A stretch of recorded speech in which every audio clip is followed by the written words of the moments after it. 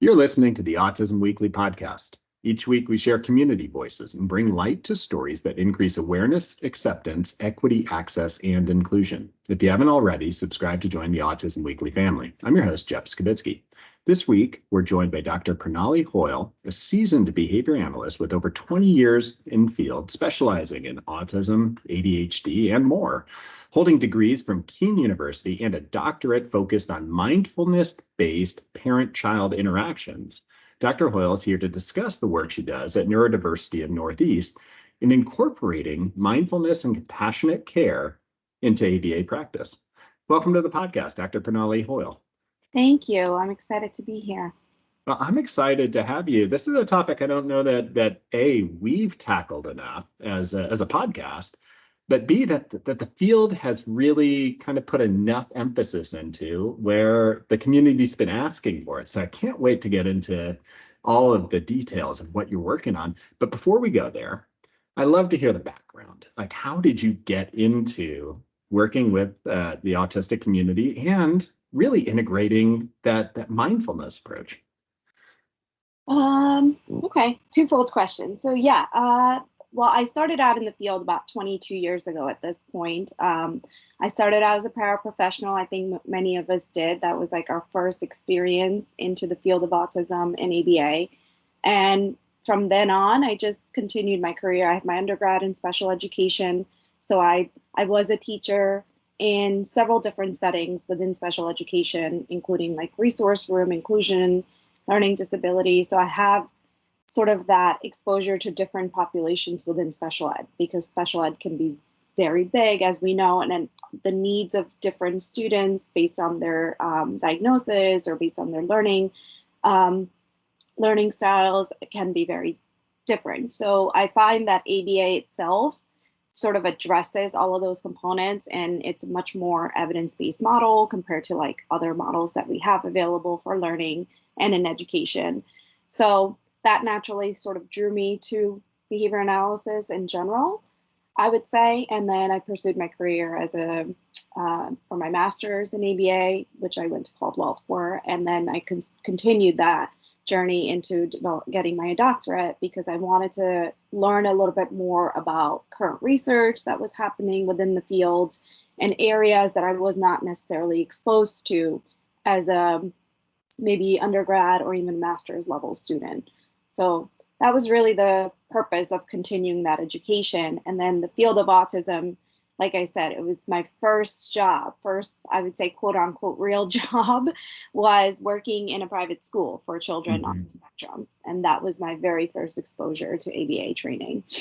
Yeah, oftentimes just having that exposure to such a wonderful, diverse community of people, it's like, I need to find my way within this field. You found a way that is unique right now. And it's something that a lot of people probably haven't thought through on how to be able to combine two disciplines, mindfulness and ABA, into a kind of a common theme, a way to be able to practice. But before we go down that route, can you just give us a little bit of background about what mindfulness is for our listeners so that they can really start to understand what that might look like as you're talking through it? Yeah, absolutely. So the mindfulness approach and why I became so interested, and I have some historical experience within mindfulness through my own upbringing. I grew up, my first half of my life was in India up until the age of 15 almost. So that's sort of incorporated into the culture, I would say. So that was sort of my exposure to it as a child. But then as I grew up as an adult, I've incorporated mindful practices within my own daily living. And then I took a mindfulness course as part of my doctoral program, which helped me even more get more involved into how to incorporate those two practices and those two disciplines and how effective it can be. And it just also made me feel like I became a better behavior analyst once I incorporated those components into my practice and how I do treatment. So I think it increased my skills as a clinician. And I also feel like parents and even students who are more neurodiverse have a more buy-in to those types of treatment than what we historically have viewed as ABA, especially with more current social media and other avenues that have discussed ABA and the misconceptions of ABA, and even some treatment effects that can be harmful to clients as well. So I feel like mindfulness is that gentle, positive approach, but also leads to that present moment awareness, attending to your current situation, viewing things non-judgmentally. That's really what mindfulness incorporates and encompasses. And I like all of those aspects just as a human being, not even speaking not from a clinical point of view, but just as a human being. I think it gives a lot of tools on how we deal with certain situations that occur in our lives, essentially. So I think it's just because I enjoyed it so much more in my private life, I think, and that increased my interest in the research aspect of it. So it's really become a great tool within my practice, at least.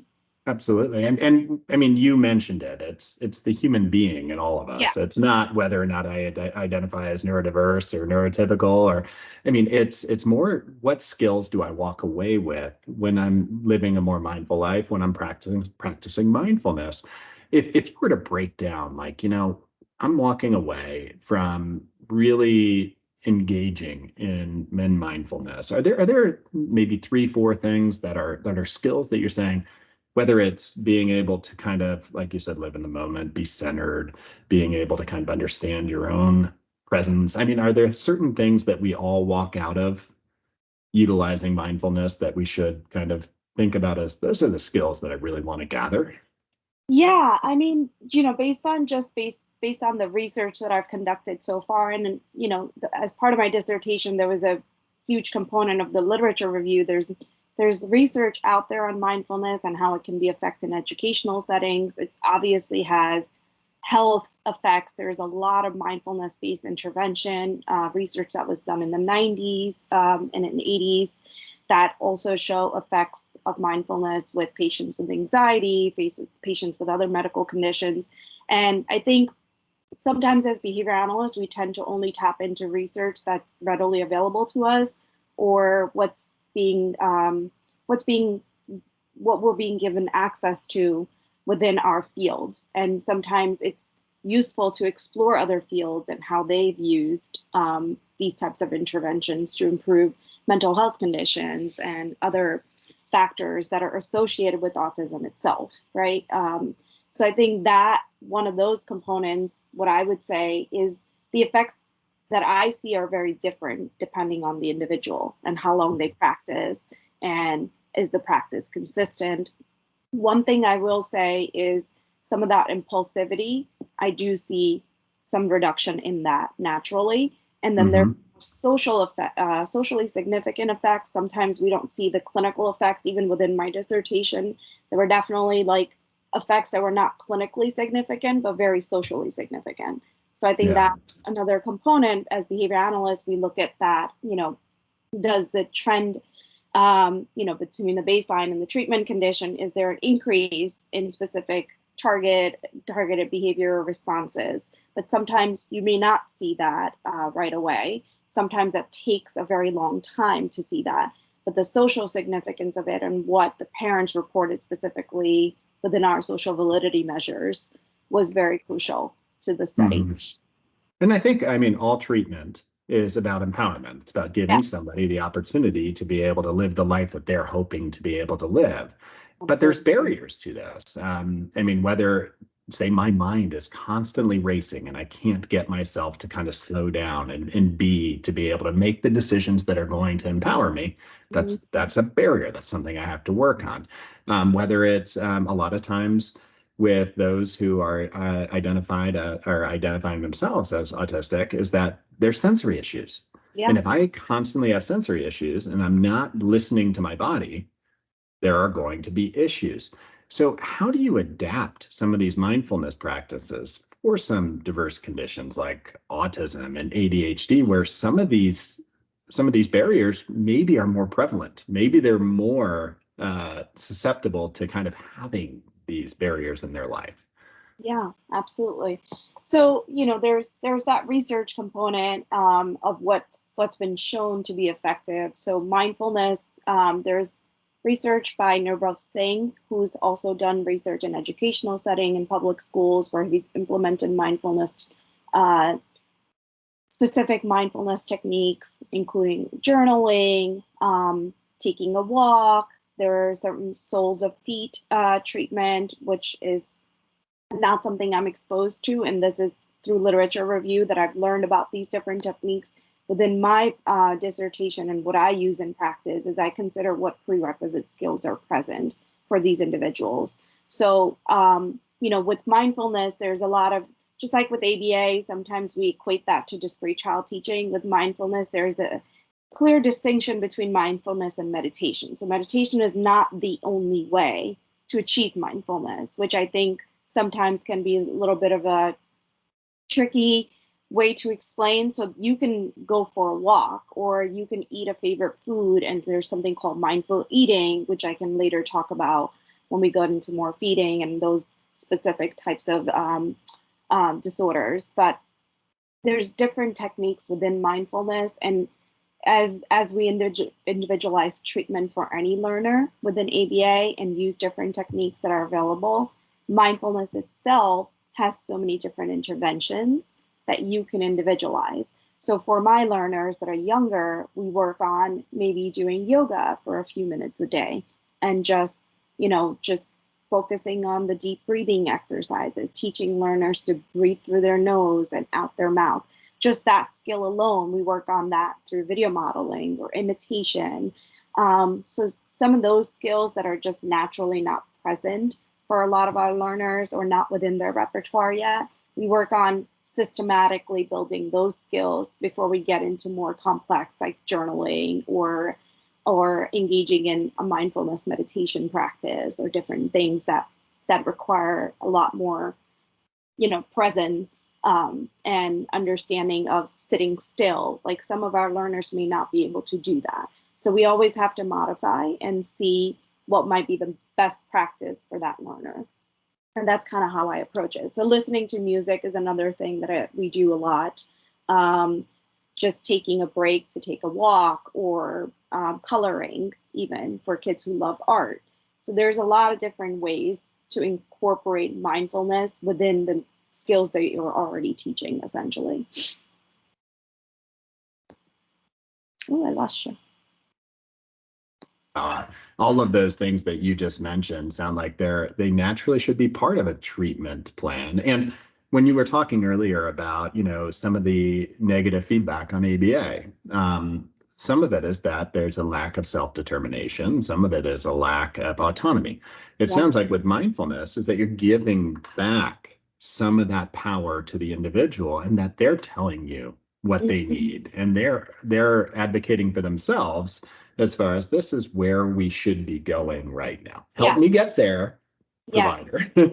Absolutely. Yes. And I think that's where the field needs to go as a whole, not just individual behavior analysts or OT, speech, whoever it is that's part of that treatment team. I think we all of us need to look at that individual as a whole, and not just, all right, what parts of that person are you working on versus what I'm working on, and then that gets more into that collaborative approach, which I know we're going to talk about, but that's where I think we need to be very mindful of how we do our treatment and our interventions, and how that can be incorporated throughout the day, essentially.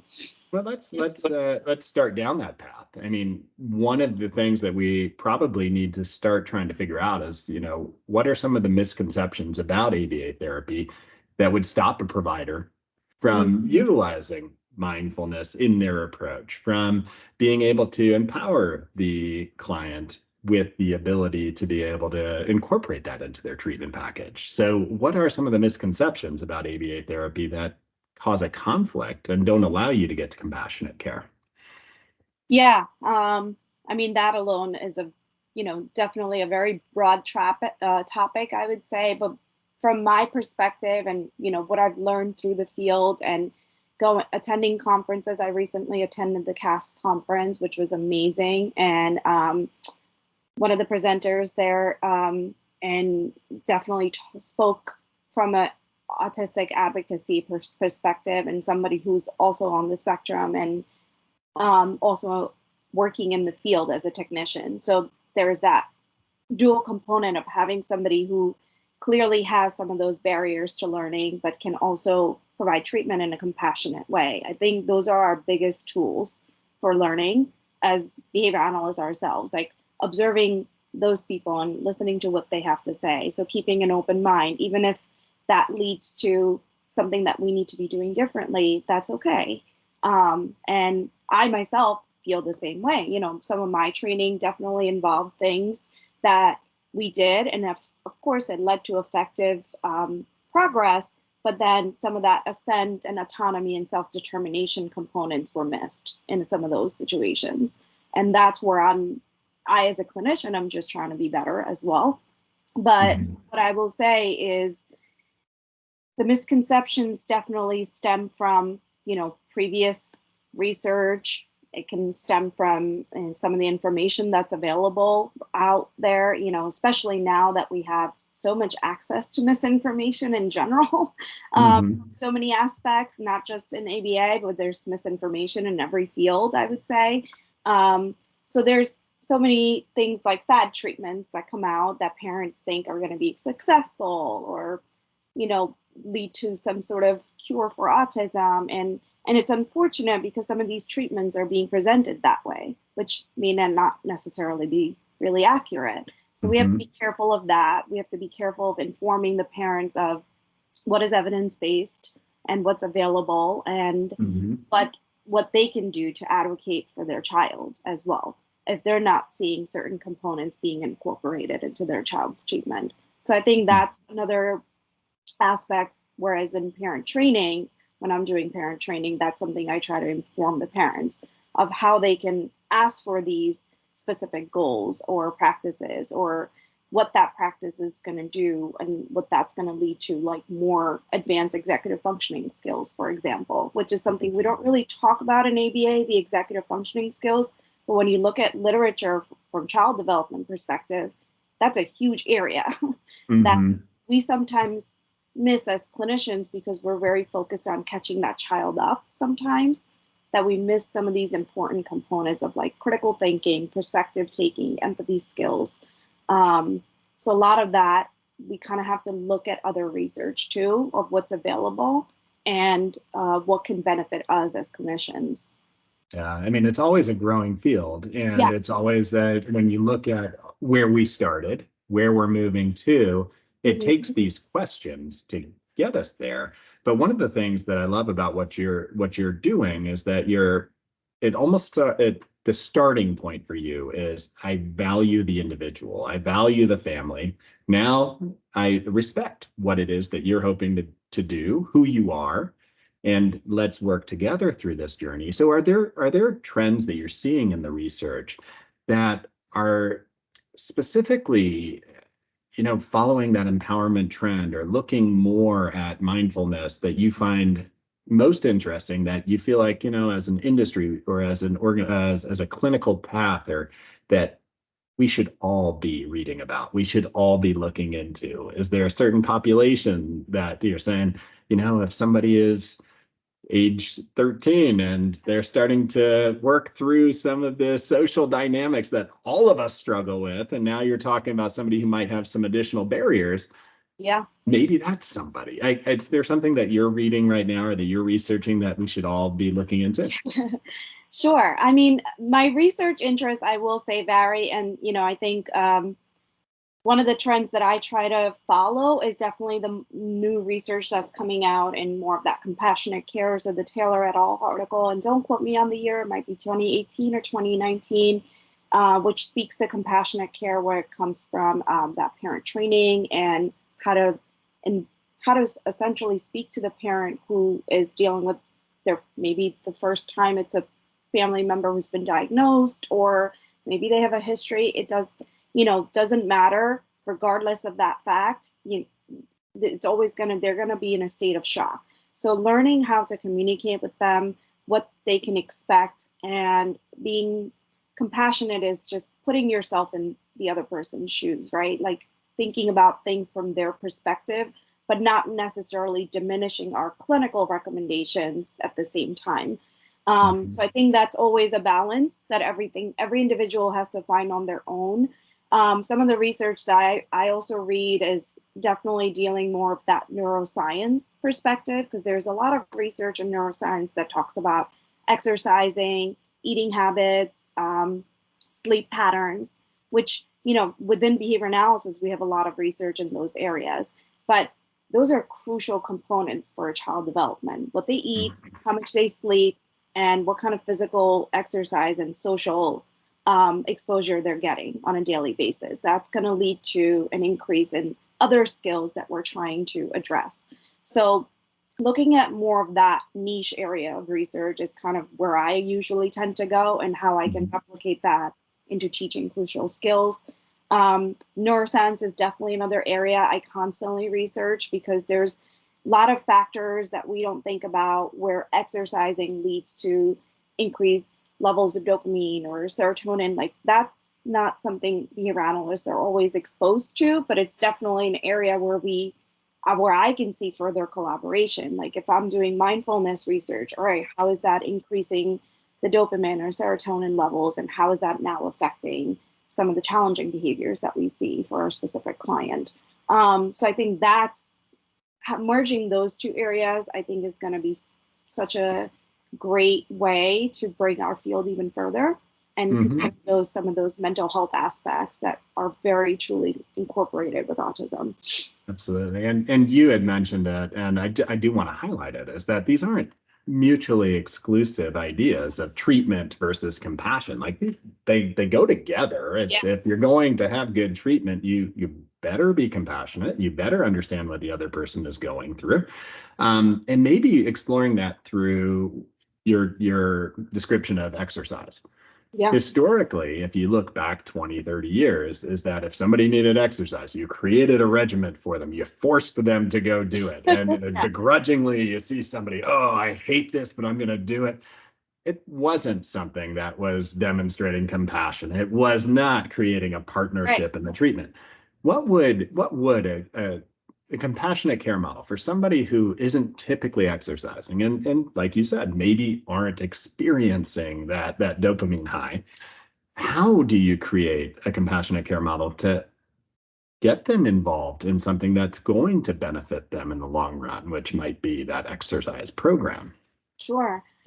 So that for that specific area, not only do I look at some of the medical research that's available of how exercise can be effective, which we know that it's effective in reducing anxiety, reducing lots of effects of different conditions, ADHD, but acceptance and commitment therapy is also an area of research. But when I was developing my dissertation, ACT was definitely an area of research where I looked into further, because mindfulness and ACT definitely have overlapping components as well. So for some of the learners that I've worked with that are older, exercise has been a big tool for treatment interventions. And then we use some of the components of acceptance and commitment therapy. So what are your values? What do you value? And then what are your committed actions? That specific component of ACT has been very useful to get buy-in. And again, the empathetic, compassionate approach, getting the client involved and making decisions about that, rather than you just creating a schedule and then telling them, all right, go follow this schedule now. And then when you follow that schedule, I'll give you 10 minutes of TV time. So again, that's what I've learned in the past. What I'm trying to do is now switch and still use what I've learned in the past, but then add this other approach that leads to that client assent, autonomy, self-determination, critical thinking skills, and some of those relational frames that, really advance that learner's functional skills for a lifetime, essentially. Yeah, absolutely. When you're looking at creating that joint engagement, when you're looking at, I am bought in because I see the value, I want to be a participant. Of course, that's going to work better. It works better for me. If I don't want to go exercise, somebody says, Jeff, go exercise right now. I'm like, no, And I'm not going to do that just because you told me to. So, I mean, it makes sense. Yeah. But let's talk about this. I mean, you put a lot of effort into feeding and mindfulness with feeding, compassionate care with feeding. Same sort of structure could exist. You could run into, if you're doing it wrong and you're forcing somebody to eat stuff they don't want to eat, you're going to create more anxiety, more power struggles, more control issues.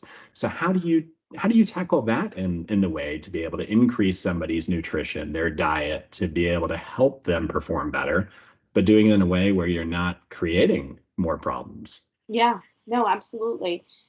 So, I mean, my area of feeding disorder and feeding research, I've actually done a podcast with somebody that I met at a healthcare conference. She lives in Israel, and she had asked me to come on her. She's not a clinician, but she does have a podcast that she does, and we talked more about feeding disorders from a pediatric perspective, and then what interventions have I used or have I seen to be successful. So it's, again, involving the client is always the first, involving the family and the client, and what's feasible and what are they willing to do. And is it going to generalize to other settings? Is it going to generalize to other areas of increased skills for this person? Sometimes I get parents who have children that are eating a variety of foods, but then they want them to specifically eat vegetables. So I've had those specific feeding cases. And then I have had cases where the child is only eating one or two items and they're not nutritionally making the progress that they should.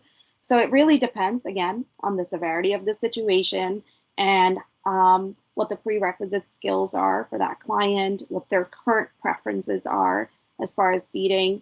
There is a mindfulness intervention. It's called mindful eating, and it's really paying attention to your relationship with food and your eating habits. And that's been shown to reduce some of that binge eating and overeating components. So not necessarily using that intervention with children, but also using components of that to even slow down overeating. So I know kids on the spectrum, typically when they eat, they're not chewing and swallowing properly. So just working on some of those basic skills of chewing and swallowing, and then taking your time when you're eating, not eating while you're distracted. So teaching some of those basic prerequisite skills that are so incorporated with eating habits and lead to overeating, which is why we see a huge rate of obesity with adults on the spectrum as well, because some of these basic skills have not been worked on within the treatment. So that's where I usually start. And then depending on the complexity of the situation, I've had clients who I've just done feeding intervention with, who are fully included into a general education setting, but feeding is an area, is a concern. So then that client has a lot more buy-in because they're able to tell me what foods they like and what they're willing to do, how little of an amount I can introduce and how we can systematically increase, and what reinforcers they would like. Whereas other learners may not have the ability to tell me that vocally and verbally. So it's a lot more of doing preference assessment and constantly assessing preferences and choices and reinforcers that are going to effectively increase some of those positive eating habits, essentially. And there's Absolutely. a lot of parent training component that's involved in that, of course.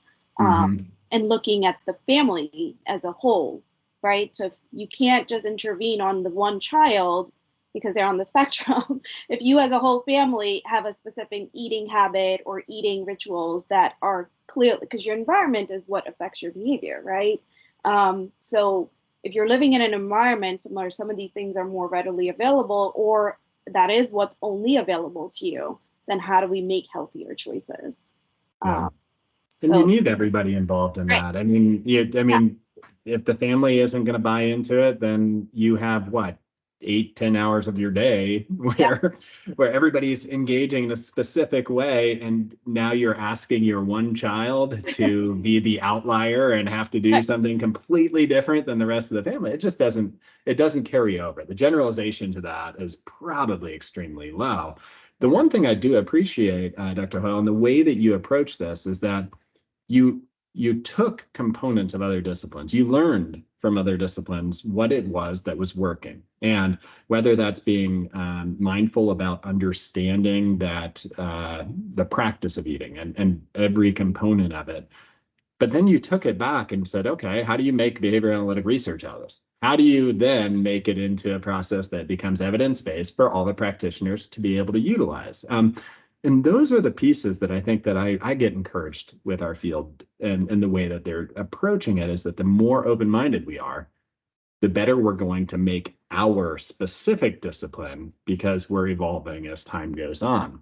Yeah. But what are your suggestions? I mean, you spoke to the fact that parents have to be really involved.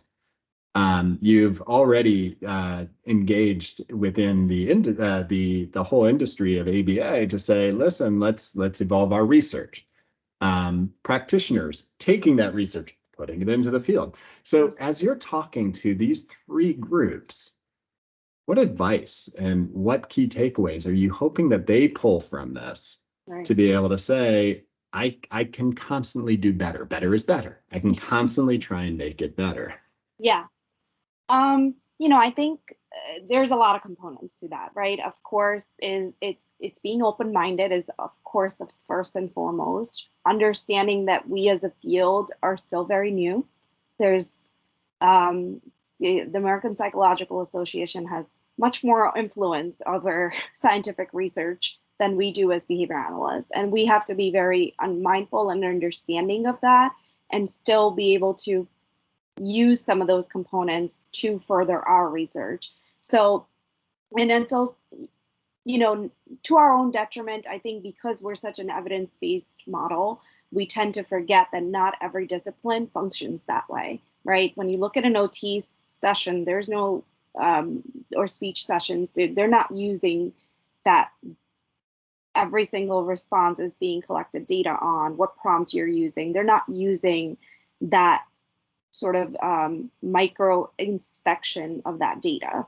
So we have to be mindful of, and I keep saying mindful, but we have to be careful, I think, of understanding that sometimes we may not get buy-in into those situations. And we have to look at, okay, so what component can I take in that still is behavior analytic? I can still collect data and then see how that's leading to positive behavior change.